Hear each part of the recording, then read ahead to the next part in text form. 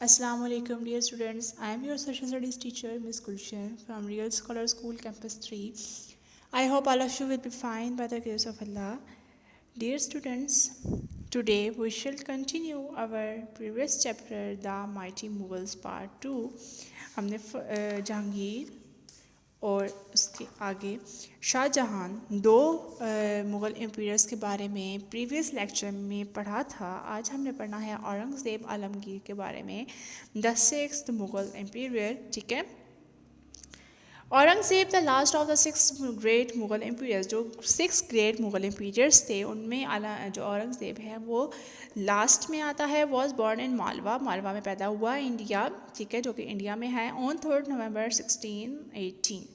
After becoming the emperor, he changed his name from Mohiuddin Mohammad to Aurangzeb Alamgir. इसका असली नाम क्या था? मोहिउद्दीन मोहम्मद, और इसने चेंज कर दिया औरंगज़ेब आलमगीर के साथ।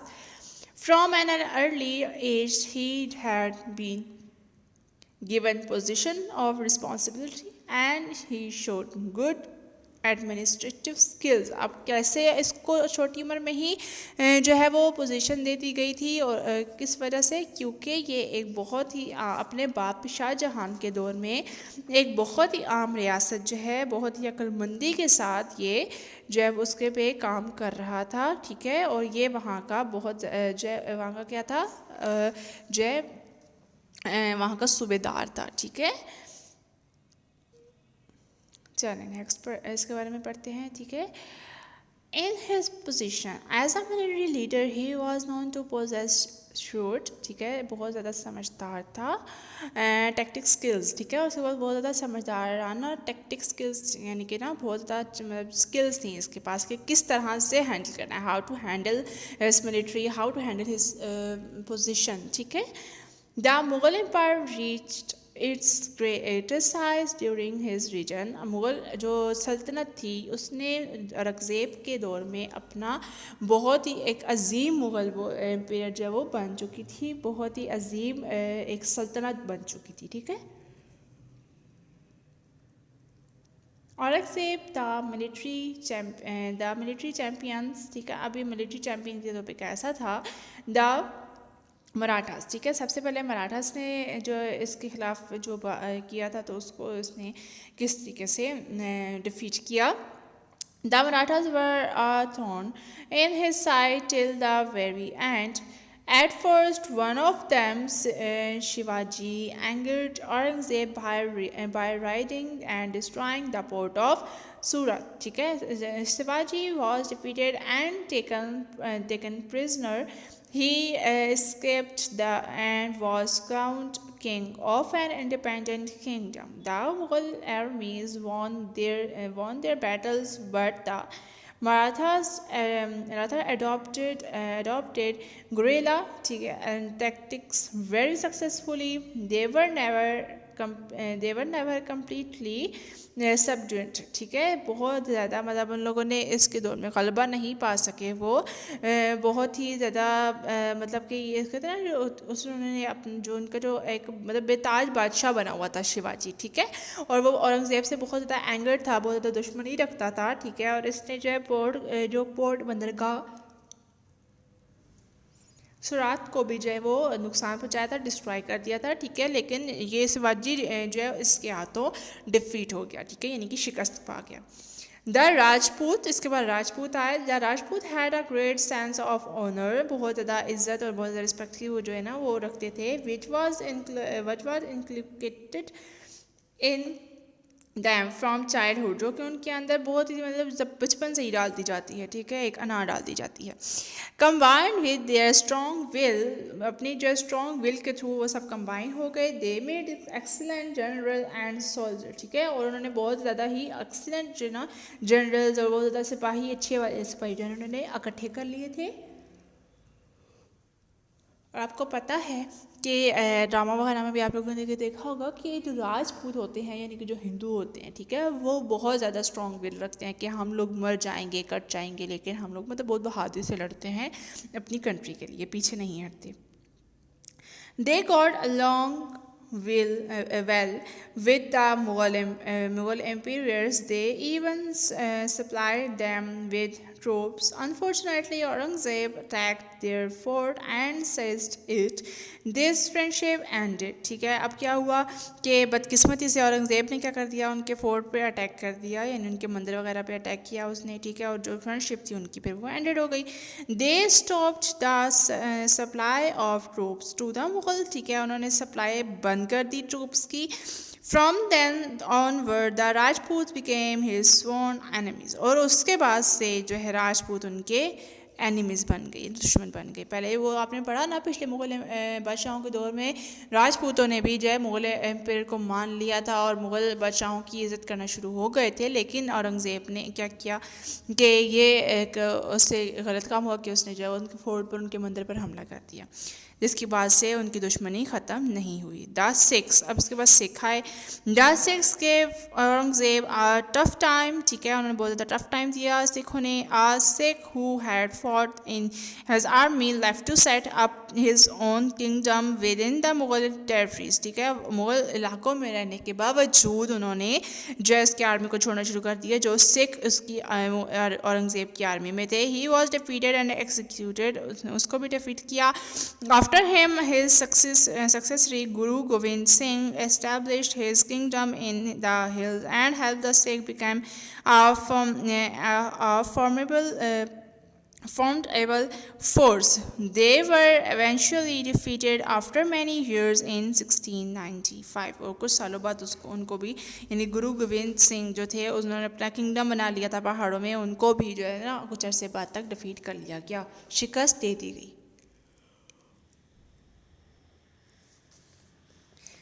His other campaigns, the Afghans made. अच्छा, उसके अलावा उसके जो दुश्मन थे उनके बारे में पढ़ लेते हैं. The Afghans made raiding excursion into Mughal territories and even defeated their army. Aurangzeb then himself led his army. उसके बाद उन्होंने अपनी आर्मी को खुद लीड किया. ठीक है, खुद उसने उनकी लीडिंग की. His army and defeated them. उसके बाद शिकस्त दी. The Afghans were driven back to and did not attack again during his region. उसके बाद उन्होंने चले गए वापस, दोबारा अटैक कभी भी नहीं किया जब तक इसका रीजन रहा. Assam is invaded Bengal. ठीक है, आप बंगाल के जो रहने वाले थे. Aurangzeb's army drop them away to, उनको भी भगा दिया. He was not able to conquer Assam completely, but their king accepted him as the emperor and had to give expensive gifts regularly. ठीक है, लेकिन उनके जो किंग थे उन्होंने उसको एक्सेप्ट कर लिया, यानी कि औरंगज़ेब की ताकत को एक्सेप्ट कर लिया और उसको जो एक्सपेंसिव गिफ्ट भी भेजा करते थे. औरंगज़ेब द पर्सन, एक पर्सन के फॉर्म पे वो औरंगज़ेब कैसा था. As a military leader he was very brave, बहुत बहादुर था. एंड श्रूड, बहुत ज़्यादा चालाक था. As a ruler he was able and competent. ठीक है, बहुत ज़्यादा काबिल था, बहुत ज़्यादा एबल था. एज अ पर्सन, एक इंसान के तौर पे he led a simple and discipline life, एक सिंपल और डिसिप्लिन लाइफ जीता था. He was a religious man, बहुत रिलीजियस मैन था. Who was very hard working, जो कि बहुत हार्ड वर्किंग था. ही taxed himself greatly by working till late at night and sleeping only a few hours. और कुछ उसने अपने आप को ऐसा जो है ना वो टेक्स्ट किया हुआ, ऐसा पढ़ाया हुआ था या ऐसी आदत बनाई हुई थी कि बहुत कम घंटे सोता था और रात को देर तक ज़्यादातर काम करता रहता था. Aurangzeb his economic reforms. ठीक है, अब इकोनॉमिक रिफॉर्म्स क्या थी.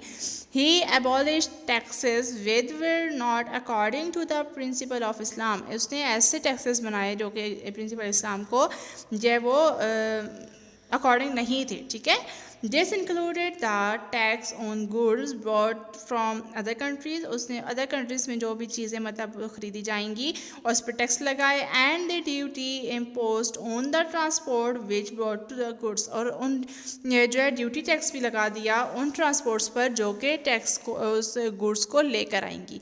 This taxes use to fill the royal treasury. ठीक है, और जो शाही ख़जाने को नुकसान पहुँचा था उन टैक्सेस ने उनको जब वो भर दिया. आफ्टर इट्स रिमूवल, उसके बाद there was not enough money for his extensive military champions.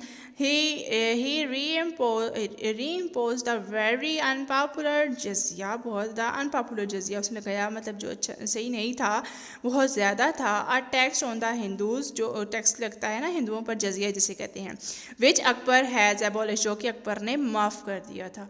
He also री इम्पोज कस्टम ड्यूटीज़, उसके पास कस्टम ड्यूटीज़ टैक्स लगाया। Both tax made his subject angry, ठीक है, जबकि और इसके ये जो दुश्मनों को जो है ना एंगर करने के लिए ये दोनों टैक्सेस काफ़ी थे, क्योंकि बादशाह अकबर ने और उसके बाद आने वाले जो बादशाह थे उन्होंने ये जजिया माफ़ कर दिया था, ठीक है, लेकिन ऐसे औरंगज़ेब ने दोबारा से वो लगा दिया, जिसकी वजह से हिंदू बहुत ज़्यादा जो है ना, और दूसरा उन्होंने इसके फोर्ट पे भी हमला किया, तो राजपूत बहुत ज़्यादा इसके खिलाफ हो गए। औरंगज़ेब द रिफॉर्मर, एक रिफॉर्मर के तौर पे वो कैसा रहा? In the times of the previous Mughal emperor many important people had lost sight of the Islamic way of life and were more concerned with activities of player which were un Islamic, ठीक है, जो कि इस अन Islamic activities में पढ़ चुके थे बहुत ज़्यादा लोग, और इस्लामिक लाइफ को भूल चुके थे। Having Fallon into a life style of laziness, और इस लेजीनेस की लाइफ स्टाइल में पढ़ने की वजह से they resisted attempts to participate in military champions, ठीक है, और उन्होंने मतलब इसने उनको रेजिस्ट किया, उसको उनको मजबूर कर दिया कि वो पार्टिसिपेट करें मिलिट्री चैम्पियंस में, ठीक है, मिलिट्री कामों में वो पार्टिसिपेट करें। These campaigns are usually were under very difficult circumstances. After having seen all this, when Aurangzeb ascended the throne, he decided to lead his empire into an age which would follow the Islamic principle. और ये सब कुछ देखने के बाद औरंगज़ेब ने जब वो जो थ्रोन पे आया, यानी कि जब वो तख्त नशीन हुआ, तो उसने ये सोच रखा था कि वो इस्लामिक प्रिंसिपल्स को वो फॉलो करवाएगा। He took several steps in this direction, और उसने इसमें जो इस डायरेक्शन में जो उसने बहुत ज़्यादा स्टेप्स भी लिए, ना सिर्फ सोचा बल्कि अमल भी किया। औरंगज़ेब हिज रिलीजियस रिफॉर्म्स, अब उसने रिलीजियस रिफॉर्म्स कौन कौन सी की हैं, ठीक है, अल्कोहल यानी शराब, gambling and music at his court, जो कि उसके दरबार में था, वर बैंड, मोर प्रॉपरली बैंड हो चुका था। Officials were hired to keep a vigilant eye on the people to see that these rules were not broken, ठीक है, सबसे पहले अपने दरबार में और उसके बाद आम आवाम में उसने ये चीज़ जो है ना बहुत ज़्यादा इम्पोर्टेंट कर दी, और उसने ऐसे लोगों को तैनात किया कि वो देखें कि उसके ये रूल्स फॉलो किए जा रहे हों। फेस्टिवल्स, जो कि फेस्टिवल्स थे, ठीक है, poetries and arts activities were not encouraged. He encouraged Arabic calligraphy and himself copied the Holi Quran twist in his writing, और उसने 2 से 3 मरतबा होली कुरान को अपनी राइटिंग में भी जो है वो लिखा, ठीक है, और उसने ये पोएट्री को या ये आर्ट एक्टिविटीज़ को इतना जो इनकरेज नहीं किया, उसको इतना ज़्यादा आगे नहीं बढ़ाया, उसने सिर्फ क्या किया, उसने अरेबिक कैलीग्राफी को जो है बहुत ज़्यादा तरवीज दी। ही एनकरेज द इस्लामिक स्कॉलर्स, और उसने इस्लामिक स्कॉलर्स जो थे, ये तबलीगी थे, उनको बहुत ज़्यादा उसने इनकरेज किया। He build many schools and colleges, बहुत ज़्यादा स्कूल्स बनाए, कॉलेजेस बनाए, but also close down a few because Muslim children were being taught things which were un-Islamic by her Hindu teachers, ठीक है, जो कि कुछ अर्से बाद बंद कर दिए गए, क्योंकि जो मुस्लिम बच्चे थे वो अन-इस्लामिक जो है वो चीज़ें सीख रहे थे हिंदू टीचर्स की वजह से। Aurangzeb himself was an excellent rule mode because he practices what he preached। उसने औरंगज़ेब जो हिमसेल्फ यानी कि वो बजाते खुद एक बहुत ही अच्छा रूलर था, उसकी वजह ये थी कि वो काम करवाता था जो वो खुद करता हो, ठीक है। औरंगज़ेब द आर्किटेक्ट, ठीक है, वो एज अ आर्किटेक्ट कैसा था, because not enough attention was paid to art, ज़्यादातर आर्ट की तरफ अटेंशन ना पे करने की वजह से या आर्किटेक्चर की तरफ रुझान ना होने की वजह से ड्यूरिंग हिज रीजन, उसके दौर के दौरान the building the standard suffer are decline, ठीक है, उसका जो बिल्डिंग स्टैंडर्ड था बहुत ज़्यादा कमज़ोर हो गया। However, the one structure which showed the same high quality of work and the same grace and beauty of the previous Mughal era was the magnificent Badshahi Mosque at Lahore। एक ही उसका जो उसके ज़माने का जो स्ट्रक्चर है जिसमें पुराने ज़माने की ब्यूटी यानी कि पहले ज़माने के मुग़ल एम्पायर्स की तरह की ब्यूटी, उनका ग्रेस और सब शो होता है, वो एक ही है बादशाही मॉस्क जो कि लाहौर में अभी तक है। Aurangzeb lived till his 90s and यानी कि 90s की एज तक वो ज़िंदा रहा। एंड एट हिज डेथ, और अपनी मौत के दौरान ही वक्त, had been the longest serving Mughal empire, और वो बहुत ही जो है ना बुलंद और बहुत ज़्यादा मुगल एम्पायर का मालिक बन चुका था, यानी कि उसकी सल्तनत बहुत बढ़ा चुका था। He left behind an empire which was immense, जो कि बहुत बड़ी, इमेंस कहते हैं बहुत ही ज़्यादा बड़े रुतबे पर होना, तो वो एक ऐसी मुगल एम्पायर छोड़ के गया जो कि बहुत ज़्यादा इमेंस सी फैली हुई थी। ठीक हो गया, आपका चैप्टर ये वाला कंप्लीट हो चुका है। ठीक है, अब हम ये अपना देख लेते हैं जो आपने नोट्स में काम करना है। ठीक है, question number 1 and question number 2 तो आपने प्रीवियस निकल लिया है, प्रीवियस नोट्स में जो वीक 3 के नोट्स आपके पास थे। अब आपने जो करना है क्वेश्चन नंबर 3 करना है, 4 करना है। ठीक है, और नेक्स्ट आपने जो बुक वर्क है वो करना है।